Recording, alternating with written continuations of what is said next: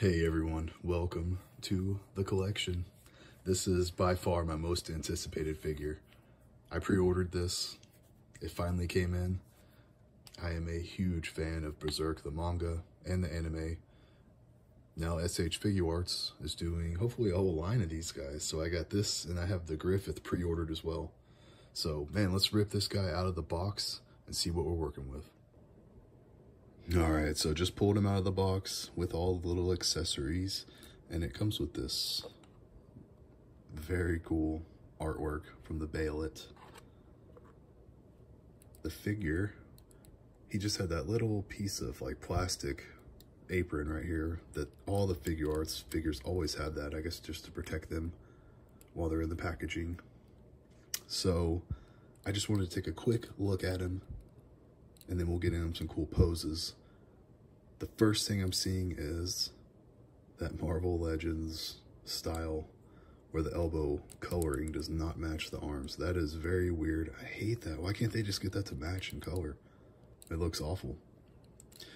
This is incredibly detailed, incredibly posable, but also incredibly finicky. Like, nothing is stiff. It's all very loose. You'll get him in some really cool poses and then he'll fall over because, I mean, look, I'm barely touching it and it's very loose.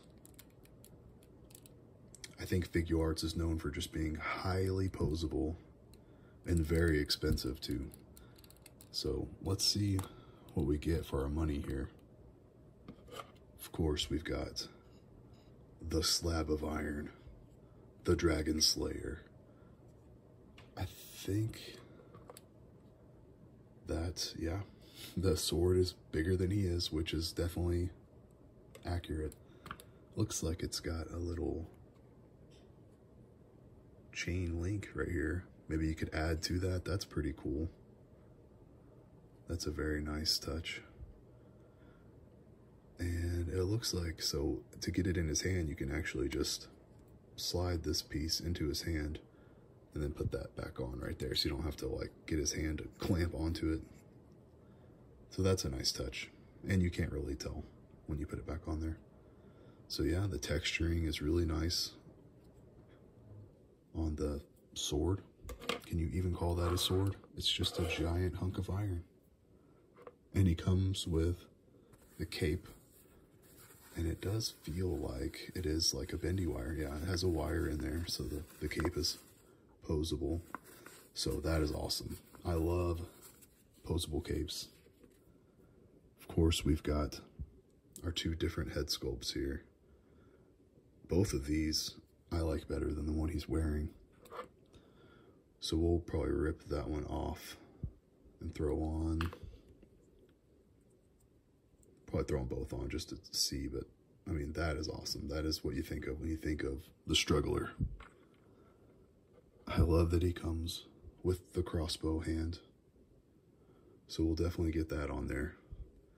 And it looks like this slides on to his wrist, or his forearm, I guess. And then this, you can actually slide a hand in there so he's grabbing.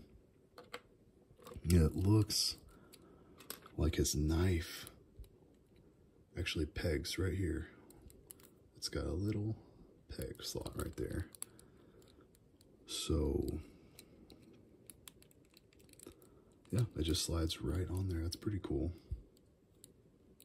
Definitely wouldn't have him holding it. Gotta have him holding the sword. And I do like that it comes with a bayonet. See if we can get the camera to focus on this thing. Come on now. So, I mean, it's cool that it comes with this, but it's just in its, you know, sleeping mode, which it would be really cool if it was, maybe it also came with one that was like that, like bleeding from the eyes. That's sort of the iconic Bayolet. And maybe a red one instead of just the green. So let's get him into a couple poses and we'll see what we got. All right, so we got him posed up a little bit here with the crossbow. So I think the gritting face looks best when he's aiming to shoot the crossbow. So the hand just fits right in there, and it looks like he's gripping. Yeah, very cool. It's got the crank on it, so you can, it doesn't move. It doesn't move at all, but this does hinge a little bit, so that's cool. It can look like it's kind of got the crank going. The cape was a bit of a chore to put on, but once it's on, it looks nice. It is bendy wire. You can fold it around, get him in some really cool poses. This knife definitely gets in the way. I messed around with them for a little while here in between cuts, and yeah, the knife definitely gets in the way. So you kind of have to angle around it or just take it off. But I did notice a few things once I was posing them up, especially getting the cape on. So this piece right here, it just pops right off. Bang. The cape, it just hooks into a little joint right there. But in order to get this off, I'm just gonna take this headpiece off right here.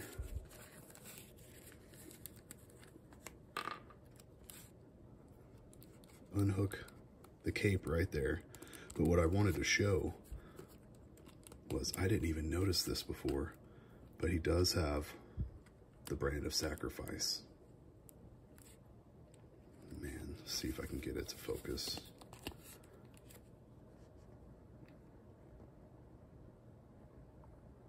It doesn't want to focus on it, but that is the brand of sacrifice. Really cool. Really, really nice touch. There we go. I think I was just holding it a little too close to the camera. But yeah, I'm really glad they added that. Even though you'll never see it with the cape on, just knowing it's there is nice. That's a huge part of the lore of Guts, you know what I mean? Since we've taken this one off, let's put on, I think this one is my favorite head sculpt. I love the white hair. Of course, he's got his eye that was stabbed by a demon, and so he does not have an eye. So he is the struggler. He struggles. He's screaming. This is what you think of when you think of Guts. So the head, and this can be a little tricky, but it just pops right on there like that.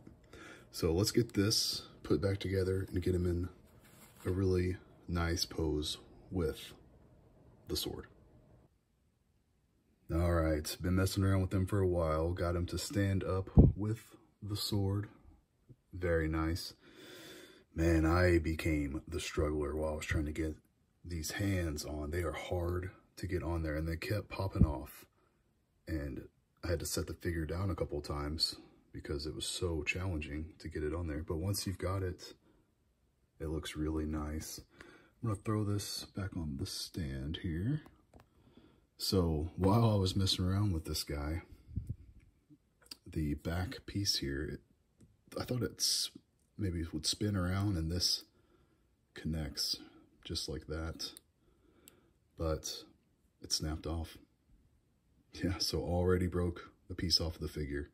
Like I'm saying, man, these guys are very, very delicate. So I'll have to put a little, maybe a little super glue on there and get that back into place. No big deal. Could be worse. I have definitely broke figures before in the past, so it happens. I'm thinking this, I mean, it's cool that he comes with this, where his wrist falls down, but it doesn't come with any kind of blast effect. So it's a little strange. You would think maybe it would come with a blast effect. You know, these figures are not cheap. They're very expensive. But let's maybe throw them on a flight stand and get a couple other figures out here for a quick comparison. So here he is with the Figuarts Goku. So he's actually much taller than Goku. He's just sort of in a crouched position a little bit, and Goku stands straight up, and he's got that really tall hair. But from this angle, they sort of look like they're the same height. But they look really good together. Obviously, the Goku was much cheaper than this guy, and this guy is way more detailed, comes with way more accessories, and is even way more articulated. the way his shoulders bend and move with the butterfly joints, it's really awesome. People a lot better than me can probably get him in some amazing poses with the cape and the sword and everything up in the air, shooting his crossbow arm, all that. So let's put a couple of different figures next to him and see how they look. So out of all of my Figuarts figures, I think Boo is the tallest and Frieza is the shortest. So I thought that was an interesting sort of sliding scale of height. And yeah, that's about right. Guts is right in the middle. So I've got one more figure that I want to show with him, and then we'll wrap it up. Alright, so the last figure I got here is the Figuarts Elden Ring figure, the Festering Fingerprint Vike. So, if you've seen, of course, the channel icon is Dark Souls. Dark Souls is my favorite game of all time. Hands down. Every game From Software does is my favorite game, basically. And they were hugely inspired by Berserk. So, of course, whenever I think of Dark Souls, I think of Berserk. I have all these deluxe editions. These are beautiful books. Yeah, man, I've been reading Berserk since I was a little kid. I remember going to the mall and going to the bookstore and getting the single volumes. And since then, obviously, I've upgraded to these deluxes. And I wish they would do some Dark Souls 1, 2, or 3. Or maybe just some more Elden Ring figures. I loved Elden Ring, of course. Right now I'm playing Lies of P, so those are just my favorite kinds of games. But man, yeah, this Berserk figure is pretty awesome. I'm going to probably glue on that pouch that broke off and get him in a pose for the shelf. So yeah, thanks for watching, guys.